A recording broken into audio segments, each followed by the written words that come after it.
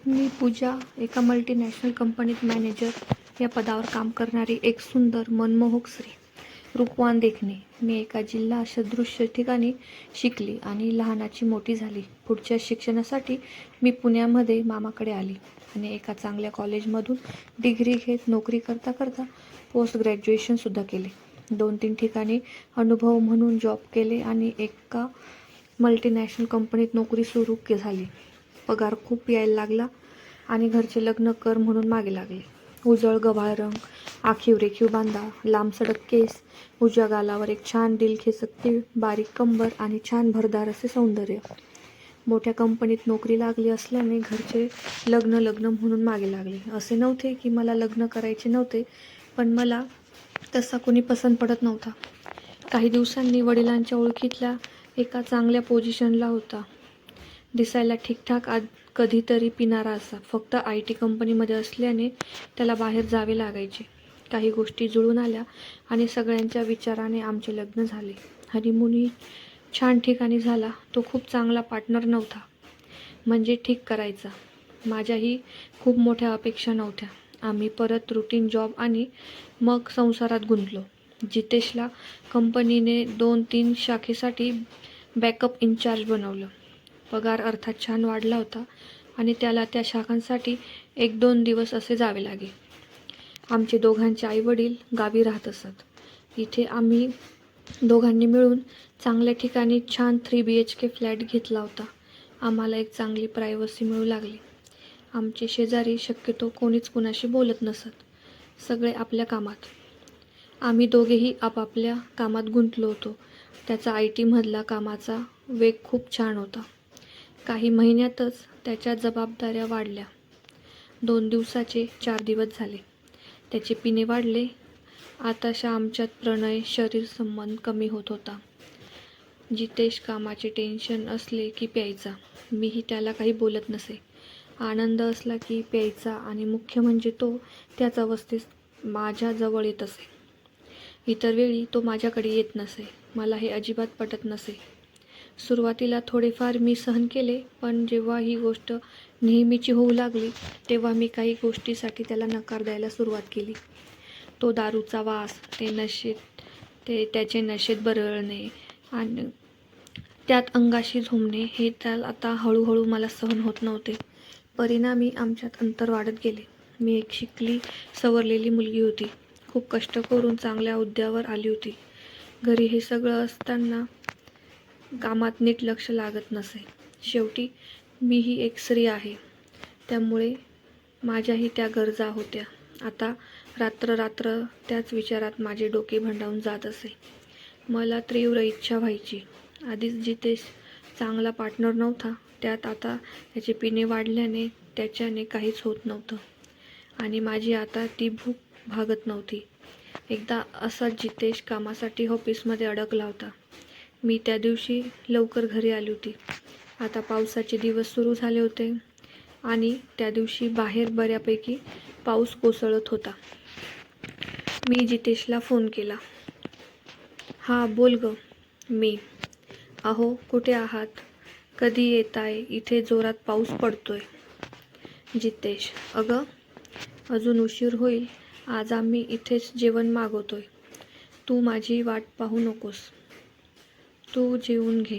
मी: "ठीक आहे. निघालात की कळवा मला."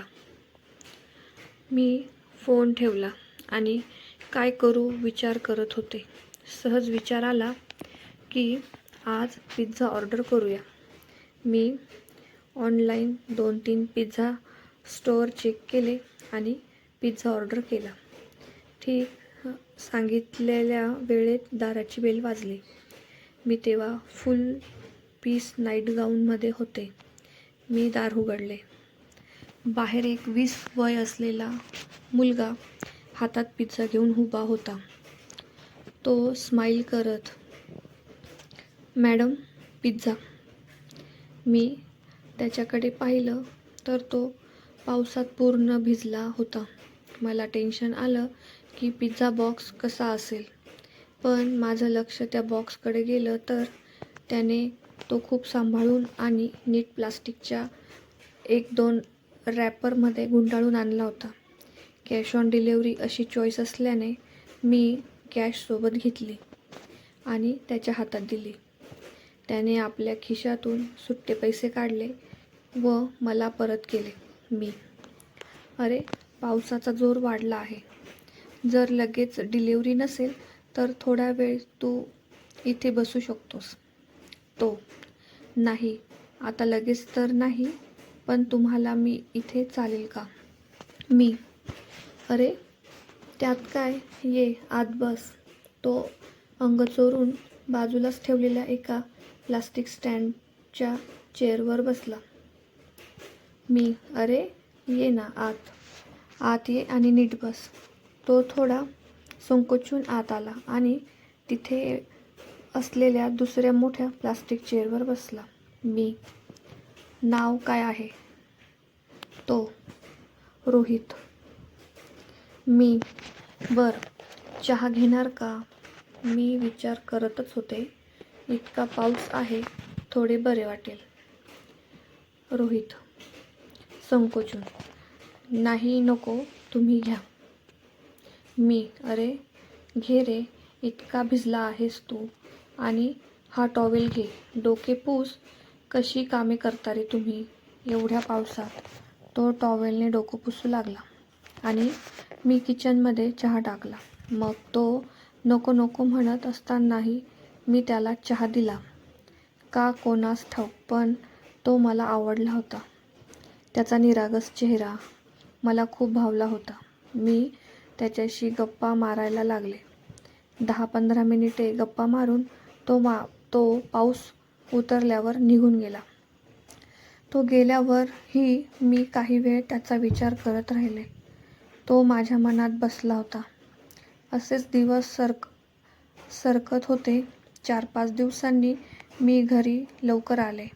येताना घरीच थोडे काम करून आले. ऑफिसमध्ये बसून बसून कंबर आणि मान धरल्यासारखी झाली होती. आज पाऊस होता पण बारीक. मी घरी एकटीच होते कारण जितेश 7-8 दिवसांसाठी बाहेरगावी गेला होता. मी विचार केला, आज काहीतरी चमचमीत मागवायचे. मी कोपऱ्यावरच्या रेस्टॉरंटमधून 2-3 आयटम मागवले आणि हाही विचार केला की जर उद्या ठीक वाटलं नाही तर आपण सुट्टी टाकायची. मी लॅपटॉप घेऊन काम करत बसले. बाहेर पाऊस सुरू होता आणि अचानक मला रोहितची आठवण झाली.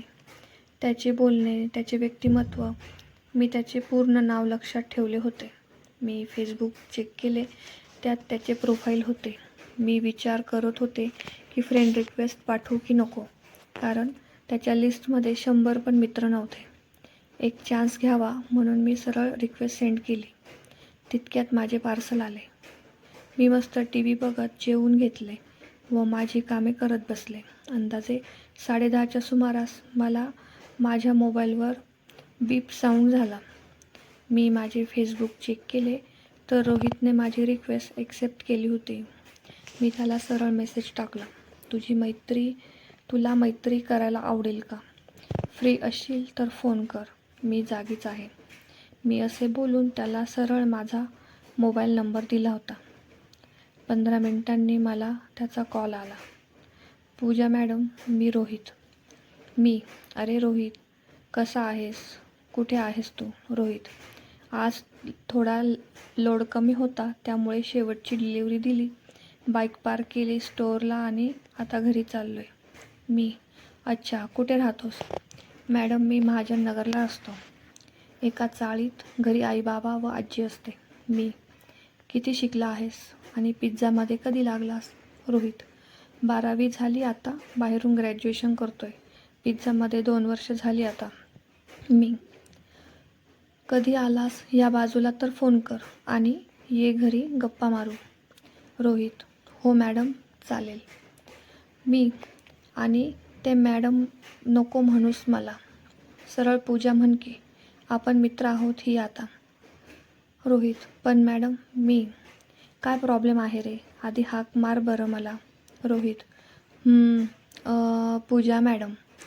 मी, नाही, फक्त पूजा. छान नाही वाटत का तुला? रोहित, हो पूजा. मी, आता कसं? रोहित, चला ठेवू फोन, पोहोचतो आहे मी. ओके रोहित, बोलू असेच पुन्हा. Bye, good night. Rohit, good night Pooja. मी फोन कट केला. त्याचा आवाज बराच वेळ माझ्या कानात आणि मनात रेंगाळत होता. मला रोहित आवडू लागला होता. त्याची ती पिळदार देहसंपदा, त्या दिवशी पूर्ण ओल्या कपड्यातून दिसणारे त्याची दंड, त्याची ती भरदस्त छाती. मला काय झाले ते कळत नव्हते. मी वारंवार त्याची कल्पना करत होते. मी असंच विचार करत गादीवर पडून राहिले आणि मलाच कळले नाही की मला कधी झोप लागली. सकाळी उठले तेव्हा ठरवले की आज कामाला दांडी मारूया. पाऊसही जोरात पडत होता. मी मेल टाकला. बरं नाहीये. मी मेल आणि मोबाईल दोन्ही चालू केले, काम केले. मग छान जेवण वगैरे बनवले आणि जेवून सगळं आवरून ठेवले. मी टी व्ही बघत बसले होते. तितक्यात बेल वाजली. दार उघडले तर दारात रोहित. मी, अरे रोहित, असं डायरेक्ट आलास? मी आज सुट्टी घेतली म्हणून भेटले, नाहीतर तो. मी 2 मजले खाली डिलेव्हरीसाठी आलो होतो. म्हटलं तुम्ही आहात का बघू. त्याने शूज काढले आणि घरात आला. मी, काय रे आज खास काय? रोहित, आज माझा वाढदिवस. मी, ओ लवली. अरे हॅपी बर्थडे. काल इतका वेळ बोललास पण बर्थडेचे कळू दिले नाहीस. रोहित, माझे जास्त मित्र नाहीत. आज तुमच्या सोसायटीत आलो म्हणून सरळ तुमच्या घरी आलो. मी असे काही सेलिब्रेशन वगैरे नाही करत. मी, ठीक आहे, पण संध्याकाळी वेळ मिळाला तर नक्की घरी ये. आपण करू छान सेलिब्रेशन. तो, नाही तसे नाही. नक्की नाही सांगत बघतो. मी पुढे जाऊन त्याच्या खांद्यावर हात ठेवत. मी, हे बघ रोहित, मला तुझा स्वभाव, तुझे बोलणे फार आवडले. मी मैत्रीण, पैसे, प्रोफाईल असं काही बघत नाही. एक काम कर, संध्याकाळी फोन कर. आपण ठरवू काय करायचं ते. करशील फोन? रोहित, बरं ठीक आहे. संध्याकाळचे 6 वाजत असतील. मला वाटले की आता हा काही फोन करणार नाही, पण नंतर 7च्या दरम्यान त्याचा कॉल आला. तो, पूजा, सॉरी थोडा उशिरा कॉल करतोय. मी एका डिलेव्हरीसाठी अडकलोय. खूप ट्रॅफिक लागलंय, त्यामुळे आता मी तिथे किती वाजता पोहोचेल माहीत नाही. पण तुम्ही दुपारी जे प्रेम दाखवलं त्याबद्दल खरंच आभार. चला ठेवतो. इथे पाऊसही सुरू झाला आहे. मी, ठीक आहे. कुठे आसपास अडकला तर सांग मला. काळजी घे. मलाही कळत नव्हते मी रोहितचा इतका विचार का करत होती. रिकामी असली की त्याच्याबद्दल डोक्यात विचार यायचा. सकाळचे 11, 11:30 वाजले होते. माझे ऑनलाईन काम पण चालू होते. इतक्यात बेल वाजली. मी दार उघडले तर बाहेर रोहित उभा होता. तो पूर्ण भिजलेला आणि त्याचे कपडे 2-3 ठिकाणी चिखलाने भरलेले होते. मी, रोहित, अरे काय झालं? तुझा असा अवतार? ये आधी आत ये. तो, काल बोललो ना, बाईक अडकली. आता सकाळी उशिरा बाईक पोचती केली. घरी जायला निघालो तर एका खड्ड्यात असलेले घाण पाणी ट्रकने पूर्ण अंगावर उडवले. मी 10 मिनिटे थांबेन, कपडे धुवून सुकले की निघेन. मी, अरे इतका काय लाजतो? तू एक काम कर, आधी गरम पाण्याने आंघोळ कर. कपडे दे सगळे इकडे, मी पटकन मशीन लावते. अर्ध्या 1 तासाने ते सुकतील. आणि तू अजूनही मला तुझी मैत्रीण मानत नाहीस. किती संकोचून आणि अनोळखी असल्यासारखे बोलतोस तू. तो आत आला आणि त्याने बाथरूममध्ये जाऊन आपले कपडे बदलले. मी त्याला एक स्वच्छ टॉवेल दिला. मी लगेच माझे काही कपडे आणि त्याचे कपडे मशीनमध्ये टाकले. अर्ध्या तासाच्या टाईमवर खरंच मशीनने ते सगळे कपडे स्वच्छ केले. मी लगेच त्याचे कपडे सुकत घातले. तो दुसऱ्या बेडरूममध्ये फक्त टॉवेलवर बसला होता. मी गरम कॉफी आणि नाश्ता त्याला नेऊन दिला. दुपारचे 1:30-2 झाले होते. तो आता फक्त टॉवेलवरच बसला होता आणि मी बाहेर सतत त्याचाच विचार करत होते. मी बेडरूमच्या दरवाजाजवळ टकटक केली. मी, रोहित, काय विचार करतोयस? मी, अरे सांग ना, काय झाले? रोहित, मी तुमचाच विचार करत होतो. एक कस्टमर म्हणून आपली ओळख झाली होती आणि आज 4 दिवसात मी तुमच्या घरी हा असा फक्त टॉवेलवर बसलो आहे. हे चूक की बरोबर माहीत नाही, पण इतके नक्की की तुमच्यासोबत एक प्रचंड कम्फर्ट निर्माण झाला आहे. मी त्याच्याजवळ गेले आणि त्याच्या बाजूला जाऊन बसले. आम्ही दोघेही एकमेकांकडे बघत होतो. मी त्याच्या हातावर हात ठेवला आणि त्याच्या डोळ्यात पाहत रोहित, खरं सांगू का? मला तू खूप आवडतोस. अरे, मी सतत तुझाच विचार करत असते नेहमी. रोहित आश्चर्याने माझ्याकडे पाहत. खरंच? मी त्याला पाहत मानेनेच हो असे म्हणाले. तेव्हा काही वेळ आम्ही एकमेकांकडे प्रेमाने पाहत राहिलो. मग त्याने माझा चेहरा त्याच्या ओंजळीत घेऊन, रोहित, पूजा, आपण कुठे चुकत तर नाही ना? रोहित, आय लव्ह यू असे बोलत मी पुढे झुकून त्याच्या होठांकडे सरकले. त्याने मला घट्ट मिठीत घेतले. त्याचे हात माझ्या सर्वांगावर, पाठीवर फिरत होते व मी अगदी मोहरून निघाले होते. त्याच्या स्पर्शाने माझी उत्कटता वाढत होती. मी मोकळी झाले आणि तो टॉवेल दूर केला. त्याचे पिळदार आणि भरदार शरीर मला जास्तच आकर्षित करू लागले. तो माझ्यासमोर उभा राहिला आणि अगदी माझ्या डोळ्यासमोरच होते. पाहतच मी क्षणाचाही विलंब न लावता होठ लावले. मी त्याला जवळ घेतले तेव्हा त्याने एक मोठा हुंकार सोडला.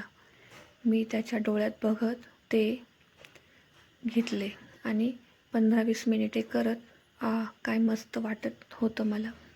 मग त्याने मला उभे केले व उचलून गादीवर बसवले. नंतर तो माझ्यावर प्रेमाचा वर्षाव करू लागला. कित्येक महिन्यात मी हा आवेग बघितला नव्हता. जितेश तर असे काहीच करत नसे. रोहित मला वेगळं सुख देत होता. त्याने माझी उत्कंठा आणखी वाढत होती. त्याचा रोमांस एका वेगळ्या लेवलवर होता. मला आता हे सर्व सहन होत नव्हतं. माझी उत्कटता एवढी वाढली होती की माझ्याने राहवत नव्हतं. त्याला ते दिसलं आणि तो खाली आला आणि त्याने 10 मिनिटे तिच्यावर आपला प्रेमाचा वर्षाव केला. तो स्पर्श आणि आवेग इतका होता की मी थरथरत लवकरच आले. मला एक वेगळं सुख आणि समाधान मिळालं. तो, पूजा, खूपच आतुर आहात तुम्ही. हो रे राजा, काय करू, तुला पाहिलं आणि कधी सगळं तुझ्या हवाली करते असं वाटत होतं. सतत विचार मनात यायचा आणि आज बघ, तू प्रत्यक्षात माझी. आणि बरं का, पाकीट वगैरे आहेत, पण ते तू वापरायचे नाहीत. तू भरून टाक संपूर्ण. कशाचाही विचार करू नकोस. माझाही नको. तुला हवं तसं तू कर. माझं हे ऐकलं आणि त्याने लगेच सेट केला. माझ्याकडे पाहू लागला तेव्हा मला फार लाज आली. मी मोठा श्वास घेतला. मला आता राहवत नव्हते. माझी चुळबुळ खूप वाढली होती आणि तो जोरात पुढे आला. आई, माझा आवाज आला. तो मागे सरकला आणि पुन्हा तेच. मी जोरात किंचाळले, राजा, ऐक. पण त्याने सुरुवात केली. 15 मिनिटं सारखा देत होता. मला आजपर्यंत जितेशचा असा अनुभव आला नव्हता. रोहित खरंच एक परिपूर्ण असा पुरुष होता आणि अर्धा तास त्याने मला चांगलंच हैराण केलं. एक उत्कट क्षणाला मी पार स्वतःला सैल सोडलं आणि मला एका वेगळ्या दुनियेचा आनंद मिळाला. तरीही तो सुरू होता आणि मग तो अचानक हुंकार देत रितावू लागला. अगदी तळाशी. आम्हाला खूप मजा आली. आम्ही 10 मिनिटे तसेच होतो. आज मला कळलं होतं की खरं सुख आणि समाधान कशात असतं. मी आनंदाने तृप्त झाली होती. अर्धा तास आराम करून त्याने परत आपले रूप धारण केले. आम्ही पुन्हा एकदा एकरूपतेचा आनंद घेतला. त्या रात्री रोहितचा मुक्काम माझ्याकडेच होता. त्याने मला रात्री झोपूच दिले नाही. मीही कित्येक महिने अशी असल्याने त्याच्या प्रेमाची बरसात अनुभवत सुखावत होती. सकाळीसुद्धा तो तृप्त करून निघून गेला. त्यानंतर पुढचे 5-6 महिने संधी मिळाली की आम्ही ह्या सुखाचा आनंद घेत होतो. यथावकाश मला दिवस गेले. जितेश प्रचंड आनंदात होता. पण हे मला माहीत होते की हे त्याला कधी समजलेच नसते. पण तो एका आविर्भावात होता, कारण त्याला ह्याची पर्वा पण नव्हती. फक्त मला दिवस गेले याच आनंदात तो होता. 2 वर्षांनी रोहित पुढील करिअरसाठी दिल्लीत स्थायिक झाला. आम्ही पुढची 5-6 वर्षे फोन मेलच्या माध्यमाने आम्ही संपर्कात होतो. एकदा तो पुण्यात आला होता तेव्हा 2 दिवस आम्ही माथेरान ट्रिप केली. त्यावेळी माझा मुलगा रिधान अगदी 1-1.5 वर्षाचा होता. माझ्या मुलाचे हसणे हे थेट रोहितवरच गेले होते. अशा रीतीने घरात सुखाची झालेली परवड त्या डिलिव्हरी बॉय म्हणून आलेल्या एका अनोळखी मित्राने पूर्ण केली होती. मित्रांनो, तुम्हाला ही गोष्ट आवडली असेल तर कृपया या व्हिडिओला लाईक करा आणि चॅनलला सबस्क्राईब करायला अजिबात विसरू नका. कथा वाचल्याबद्दल धन्यवाद.